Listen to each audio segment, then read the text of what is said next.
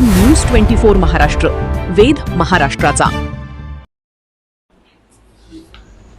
राहुरी या परिसरामधील एक bogus doctor, त्याच्याकडं कुठल्याही प्रकारे डॉक्टरकीचा कुठलंही शिक्षण नसताना, ज्ञान नसताना त्यांनी अनेक रुग्णांना उपचार देण्याकरता त्यांनी पुढाकार घेतला आणि बऱ्याच वर्षापासून त्याचा तो प्रयत्न सुरू होता. असा हा डॉक्टर तन्वीर, याच्यावरती पोलिसांनी कारवाई केली. कारण की तिथलं असणार आपलं जिल्हा रुग्णालय आहे, त्याच्या अंतर्गत ही कारवाई झाली आहे. पण या माध्यमातून पाहत असताना की अनेक असे डॉक्टर उदयात असताना आपल्याला पाहायला मिळतात. सोशल मीडियाच्या माध्यमातून काहीतरी वेबसाईट बनवणे, तिथून नागरिकांना कुठेतरी आम्ही असे उपचार करतोय असं भासवणं.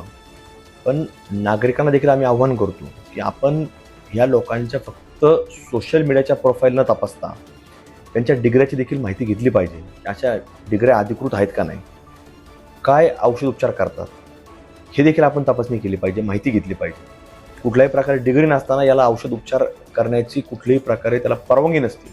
आपल्या जे काही मेडिकल ॲक्ट आहेत, त्या मेडिकल ॲक्टमध्ये अशी कुठे परवानगी नसताना असे डॉक्टर लोक उदयास येतात. आणि प्राथमिकता हे पाहताना याच्या मागं कुठलीही प्रवृत्ती नसून एक जिहादी प्रवृत्तीच असते. आणि या घटना फक्त राहुरीमध्येच नाही, तर आज महाराष्ट्रातील वेगवेगळ्या ठिकाणी देखील आपल्याला घडत असताना पाहायला मिळतं. म्हणून आपण जर पाहिलं तर प्रामुख्यानं राहता तालुक्यातील अवैध गर्भलिंग निदान तपासणी असेल. 3 दिवसापूर्वी श्रीरामपूर तालुक्यातील वार्ड नंबर 2 मधील डॉक्टर राज शेख याच्या देखील गर्भपाताच्या औषध विक्री संदर्भात अटक या विषयामध्ये देखील हात असण्याची शक्यता नाकारता येत नाही. आणि या सगळ्या लोकांचा कुठंतरी देशद्रोहाच्या ज्याच्यावर आरोपी होते, असा देशद्रोही बंटी जागीदार याच्याशी देखील संबंध आहेत का नाही हे सुद्धा तपासणं गरजेचं आहे. याला कुठं वेगळं फंडिंग होतं आहे का, याची देखील चौकशी होणं हे अत्यंत गरजेचं आहे. त्यामुळे आम्ही नागरिकांना असेल, पोलीस प्रशासन असेल किंवा आरोग्य खातं असेल, यांना आमची आपल्या पत्रकार परिषदेच्या माध्यमातून मागणी आहे, या तपासण्या झाल्या पाहिजेत. या बोगस डॉक्टर हे काय फक्त 1-2 समोर आले म्हणून नाही, तर आज कुठंतरी परस्पर कुठल्याही डिग्री नसताना हे गोळ्या देतात, औषध देतात आणि मोठा औषधाचा साठा यांच्याकडं असण्याची देखील शक्यता नाकारता येत नाही. बोललं जातं की यांनी अटक होण्याच्या अगोदर, पोलीस त्यांच्याकडे येण्याच्या अगोदर यांनी तो औषध साठा हा कुठेतरी गायब केला, याची विल्हेवाट लावलेली. त्यामुळे या लोकांवरती, अशा लोकांवरती प्रशासनाने, मग ते आरोग्य खातं असेल, मग ते सिव्हिलचं असेल किंवा कुठलंही आरोग्य खातं असेल, त्या ठिकाणी असणाऱ्या नगरपालिका असतील, नगरपंचायती असतील, आमची अहिल्यानगर महापालिका असेल, अशा वेगवेगळ्या ठिकाणी या स्थानिक स्वराज्य संस्थांच्या अंतर्गत जे काय यांच्यावरती कंट्रोल असणारे जे काही अधिकारी असतात, यांच्या याच्यामध्ये प्रामुख्याने डोळे झाक आपल्याला पाहायला मिळतो. त्यामुळे हा जो संशय झालेला आहे, हा सगळा घडलेला आहे, याला फक्त आपलं जिल्हा रुग्णालय अंतर्गत यांचे परवानगी असतात. सिव्हिल प्रशासनाची याच्या बाबतीमध्ये फार मोठी निष्काळजी आपण त्याला म्हणू शकतो. यांनी निष्काळजीपणा दाखवला, यांनी याच्यामध्ये कुठली कारवाई केलेली नाही. त्यामुळे यांच्या देखील चौकशा, सिव्हिल प्रशासनाची देखील चौकशी याच्यामध्ये लावावी लागणार आहे. कारण की याच्यामध्ये संगनमत असल्याशिवाय माणूस कुठं अशी प्रॅक्टिस करू शकत नाही.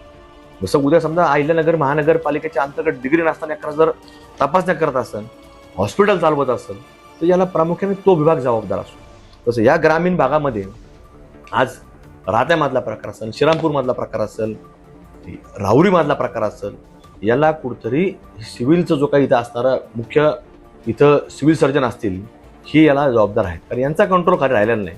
म्हणून कुणी कुठंतरी बोगस बोर्ड लावतं, डॉक्टरचा बोर्ड लावतं, त्याच्यामध्ये तो तपासणी चालू करतो. आणि याला सगळे वेगवेगळ्या प्रकारे आज आपण पाहतो की वेगवेगळ्या फंडिंग देखील होतं. या सगळ्या चौकशा देखील होणं अत्यंत गरजेचं आहे की या सगळ्या मागं काय विचार आहेत, कशा पद्धतीने काम चालू आहे. आणि दिवसा राजरोजपणे असे जर प्रकार घडत असतील तर ह्या सगळ्या चालणाऱ्या व्यवस्थावरती एक फार मोठं संकट हे आल्याशिवाय राहणार नाही. त्यामुळं आपल्याला कुठंतरी याच्यामध्ये आज आपण पाहतो की फक्त एक डॉक्टर, याच्यावरती बोगस डॉक्टरवरती कारवाई झाली, पण असे शेकडो डॉक्टर लोक आहेत की बोगस आहेत, त्यांच्याकडे डिग्र्या नसतात. त्यामुळे प्रशासनाने यांच्यावरती कुठेतरी प्रामुख्याने सगळ्या गोष्टी घेणं गरजेचं आहे.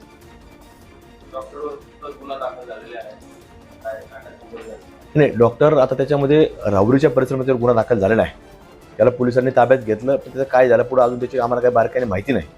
पण हे घडतं कसं, याच्या मागं कोण लोक आहेत, याला कोणाचं फंडिंग आहे का, याच्या सगळ्यांच्या गोष्टीच्या चौकशा झाल्या पाहिजेत. तर पोलीस काय करतात, फक्त त्याला घेऊन येणे, कुणीतरी गुन्हा दाखल करायला आला म्हणून त्याला अटक करणे, पण त्यामध्ये कलम योग्य लागले पाहिजेत. कारण तो मानवी जीवनाशी खेळ आहे.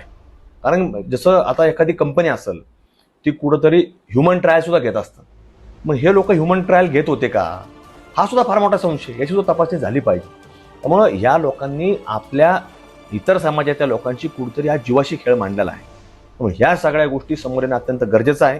त्यामुळं आपल्या पत्रकार बांधवांच्या माध्यमातून आमचं जनतेला देखील एक नम्रतेचं आव्हान असणार आहे की आपण अशा लोकांकडे जात असताना या सगळ्या गोष्टींची माहिती घेतली पाहिजे. फक्त सोशल मीडियाच्या प्रोफाईलवरती किंवा कुणीतरी आपल्याला सांगितलं की डॉक्टर फार चांगला आहे, हे सगळं न बघता आपण त्याची डिग्री महत्वाचं आहे की ज्याच्याकडे आपण विश्वासाने जाणार आहोत, तो आपल्याला गोळ्या औषध देतो काय देतोय हे सुद्धा आपल्याला माहिती नसतं. म्हणून हे सगळं तपासणं गरजेचं आहे. त्यामुळे हे घटना या अशा कुठेतरी आपल्याकडे करतात. आज तो डॉक्टर IMA ला रजिस्टर आहे की नाही, त्यांच्या वेगळ्या संघटना आहेत त्याला रजिस्ट्रेशन आहे का नाही, हे सगळं देखील आपण कुठेतरी नागरिक म्हणून हे कुठेतरी यावेळेस आपण मोठे उपचार घेत असेल, एखादा दीर्घकाळ उपचार घेणार असेल तर या तपासण्या देखील आपण झाल्या पाहिजेत. त्यामुळे ज्या डॉक्टर लोकांच्या अधिकृत संघटना आहेत त्याच्यामध्ये तो नोंदणीकृत आहे की नाही हे सगळं आपल्याला तपासणं गरजेचं आहे. आपला नागरिकांचा पैसा हा देखील कुठेतरी खर्च होत असताना आपल्या उपचाराकरता खर्च होतोय का त्याचे बोगस डॉक्टरकडं त्याच्या पोट भरण्याकरता जमा होतोय का वेगळ्या फंडिंग करता जमा होतोय याची देखील आपण कुठेतरी म्हणजे खात्री करून घेणं हे अत्यंत महत्त्वाचं आहे. आज वेगवेगळे संघटना आहेत, त्या संघटनांच्या बाबतीमध्ये आपण पुढाकार घेतला पाहिजे. डॉक्टर लोकांची संघटना आहेत, डेंटलची वेगळी असती, होमिओपॅथीची वेगळी असती, आयुर्वेदची वेगळी असती, आपल्या ॲलोपॅथीची वेगळ्या असतात. अशा वेगवेगळ्या प्रत्येक फॅकल्टी संघटना आल्या त्याच्यामध्ये डॉक्टर अधिकृत नोंद आहे का नाही या सगळ्या आपण माहिती करून घेणं गरजेचं आहे. त्यामुळं आमची मागणी आहे की या डॉक्टर लोकांवरती जास्तीत जास्त म्हणजे चांगले योग्य प्रकारचे कलम लागले पाहिजेत. पोलिसांनी देखील याच्यामध्ये अजिबात फक्त त्याला जामीन असे कलम लावले आहेत, फक्त त्याला कुणीतरी तक्रार केली त्याला अटक करायची आणि त्याला जामीन द्यायचा, अशा प्रकारची पोलिसांचं म्हणजे ज्याला आपण म्हणू शकतो की बघायचं धोरण घेतलंय. फक्त अशा प्रकारची पोलिसांची भूमिका याच्या मागची आहे. मग पोलिसांनी देखील याच्यामध्ये चांगल्या प्रकारे कुठेतरी तपास करावा, योग्य ते गुन्हे त्याच्यावरती दाखल करावेत. आणि आमच्या डॉक्टर लोकांना देखील आमची विनंती राहील की तुमच्या संघटनेच्या वतीनं देखील हो जो काही प्रॅक्टिस करत होते याने जे सोशल मीडियाची प्रोफाईल बनवली, याने जे डॉक्टर म्हणून बोर्ड लावला, तर पोलीस ह्या संघटनेसुद्धा त्याच्यावरती एक वेगळा स्वतंत्र गुन्हा डॉक्टर लोकांना बदनाम करण्याकरता जो काही त्यांनी प्रयत्न केला आहे, डॉक्टर लोकांच्या पेशाला बदनाम करायचा, डॉक्टर लोकांच्या सेवेला जो बदनाम करायचा प्रयत्न केला, तर त्यांनी देखील याच्यावरती कुठेतरी अधिकृत गुन्हा दाखल करावा अशा मी आपल्या पत्रकार परिषदेच्या माध्यमातून आमच्या पत्रकार बांधवांच्या माध्यमातून ह्या सगळ्या डॉक्टर लोकांच्या संघटनेला विनंती करतो. अशा बोगस डॉक्टरांना बोगस डिग्री देणारे देखील तितकेच जबाबदार आहेत, त्यांच्यावर कारवाई झाली पाहिजे. नाही, त्याला डिग्री कुणी दिलेलीच नाही, त्यांनी स्वयंघोषित डिग्री झाली. जसं आज आपण पाहतोय काही भोंदू बाबा समोर येतात, तसं हा भोंदू डॉक्टर हा आपल्या आता अहिल्यानगर जिल्ह्यामध्ये समोर आलेला आहे. त्यामुळे हा भोंदू डॉक्टर तन्वीर याच्यावरती योग्य ती लवकरात लवकर कारवाई प्रशासनाने करावी. आणि शासनाला देखील आम्ही पाठपुरावा करू की इथं जे काही सिव्हिल प्रशासन आहे, इथं पोलीस प्रशासन आहे, ह्यांच्या देखील चौकशा झाल्या पाहिजेत. यांनी याच्याकडे डोळे झाकायचे केले, कारण यांचे संलग्न असल्याशिवाय, संगणन असल्याशिवाय हे होऊ शकत नाही, असा आमचा प्रामुख्याने ह्या यंत्रणावरती आरोप आहे.